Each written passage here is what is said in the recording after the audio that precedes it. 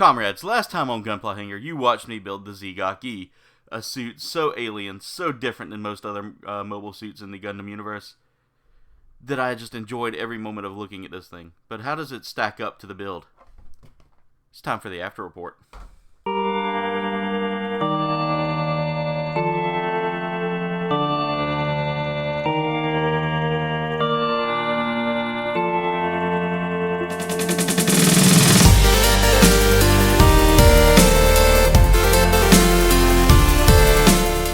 What's going on, comrades, and welcome to another exciting episode of After Report, the show where I review the Gundam kits that I built in the previous week. This week's episode is all about the z-gok E. This kit was a ton of fun to build. It's a very cool design. I love the z-gok E. It came highly recommended to me by Tau Arts Gamers. If y'all haven't checked him out, go check him out. But anyway, this is the z-gok E, guys. Just a very basic looking color here with just that solid gray, kind of the gray duotone look here with some reds to pop it out and really make it kind of stand out. But design wise, this is probably one of my favorite designs here for a kit, and just really great detail work here in it as well. You can see that they've really done some work here carving into those little details and all that. They do give you some decal work as well to kind of make it pop out a little bit. We do get some reds here just to kind of say, hey, this is not just your normal standard model kit. We're going to throw some color in there just to make it pop a little bit instead of making you do all the hard work. Only complaint I would have about that is I wish that they would have used plastic for this versus stickers, because some of these stickers just really don't stand out too well. Like a little bit of like a metallic plastic would have been nice. Maybe like a small red runner. But I get it. It's fine. It works for what it is, because it still makes this kit look pretty nice. And the mono eye in there, guys. That mono eye is probably one of my all-time favorites, because that is not a sticker. That's actually a clear piece of plastic that you have to work into place there, which is really cool. And just right off the rip, something I enjoyed.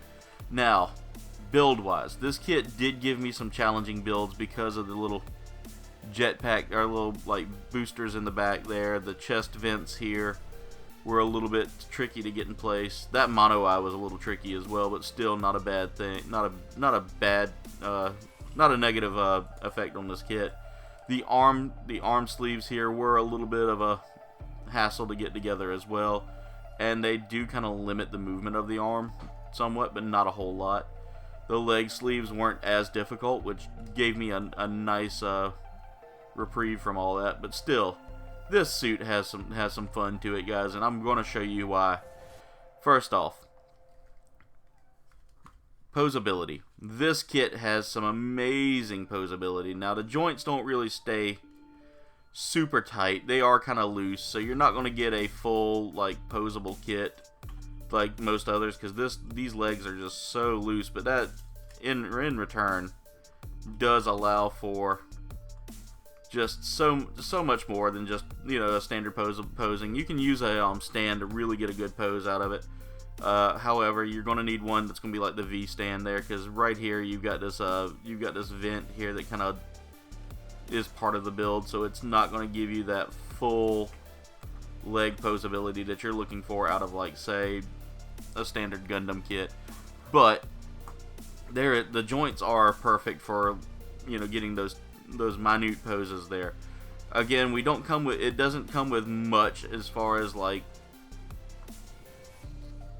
I can't think of the word I want to use, but the posability on this is amazing. Even down to the little side skirting here. You can actually pose those side skirts almost completely independent of each other without having to worry about it throwing off the look of the kit.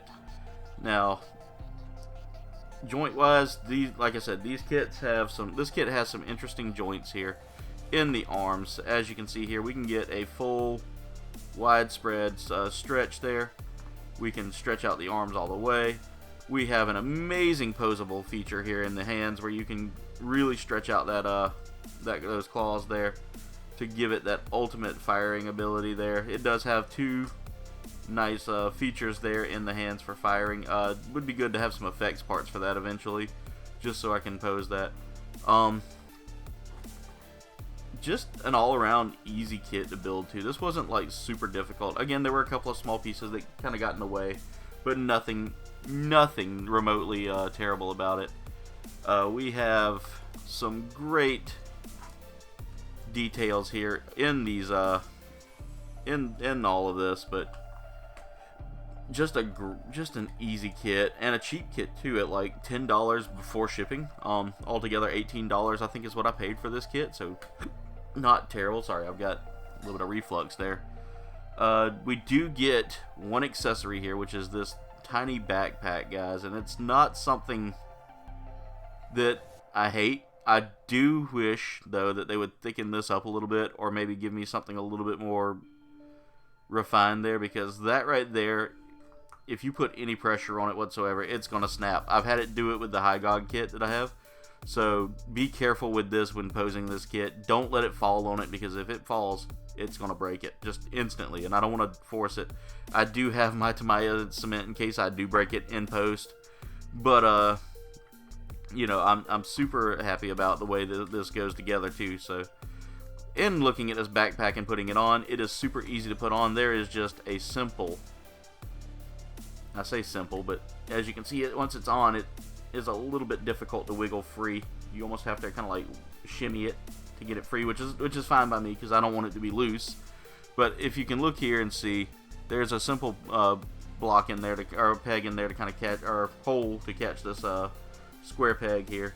Once you get that in place, it's in there. It's not going anywhere, and it gives the z-gok a little bit, this z-gok-y, a little bit of color comparison there. We do have, and like I said, you can see here leaning on it, it does lean the suit a little bit, but this kit does have some pretty loose joints, and that's one thing that you're going to find, that if you're a posing, you know, person that likes to pose your kits, you may need to tighten up those joints just a little bit, because it's not gonna stay perfect. It's really gonna want to slide. It's gonna want to move. I mean, as you can see, I can't really do any high kicks or anything like that, or you know, I have to balance it a certain way in order to get that pose the way I want it, because literally there's just so much going on with this kit that the weight doesn't distribute. Well, I mean, well, never mind. It proves me wrong. Every time I go to tell you something negative about a kit, I end up getting proven wrong by just playing with it enough. But again, just a really easy kit, a really fun kit, and I love the simplicity of the colors. The gray works well with this. Again, not many accessories with this, which is fine. z-gok really didn't have any weapons, and I would really like some, I would have liked some effects, or maybe, you know, a few joints to tighten that could be tightened up a little bit. But as far as it goes, this is still just a fun kit for a cheap price, guys. Definitely one of the cheapest kits out there as far as an HG goes. I highly recommend it, so go check it out, guys. Alright, comrades, that's it for this review on the z-gok. Let me know in the comments if you've built this and what you think of this kit. It's definitely one of my favorite builds in the fact that it's just super simple and super affordable. But yeah, leave a comment below. Let me know what you thought of today's review, or if you'd like to see me review a certain kit. I'll see if I have it, and if I don't have it, I'll see if I can get it. But anyway, comrades, tune in next time from Gunpla Hangar After Report for the review of the Flame Toys Starscream model kit from the Transformers line of model kits made by Flame Toys, guys. This is going to be one of my first Flame Toys model kits, and I'm super excited for it. But we'll see how that's going to build. I'm curious to see how that's going to build. But it may not be tonight that I do Gunpla Hangar. I had some plans that I want to see if they're going to go through. If not, then yeah, we'll definitely be building it. If not, if they do go through, then you might get to see some Fortnite tonight. But anyway, comrades, thank y'all for watching. Make sure you like, comment, and subscribe. Y'all can follow me on all of my socials. There is a link tree in the description below that takes you there, as well as my merch shop. Go snag you some KBG merch to help support the channel, guys. Every little purchase goes a long way, guys. It helps me buy these kits. Also, go check out my amazing sponsor, Dubby. Dubby makes an amazing energy drink like the Beach and Peach here, guys. This is the drink I use when I need help focusing on my streams, guys. It is so delicious. The Beach and Peach and Dragonade are my two favorites, but I'm telling you guys, they say there's 30 servings in here. I get through a few servings a month. And maybe every couple of months I have to buy a tub, just because I only drink it like 4 times a week. Not a big energy drink guy, but this energy drink helps me focus. doesn't leave me feeling jittery. And with that patented neuro factor, guys, it keeps me sharp. There's so many amazing flavors out there, so many amazing products on their website, and I'll tell you right now, one tub costs about $1.50 a day. $1.50 a day gives you every serving you need if you're a daily drinker. But I want to save you a little money, guys. Let's bring that down a little bit, down to $1.35 by using my coupon code Kouldbayne for 10% off your purchase. Again, that is Kouldbayne for 10% off your purchase. Also, comrades, I want to thank the following members here.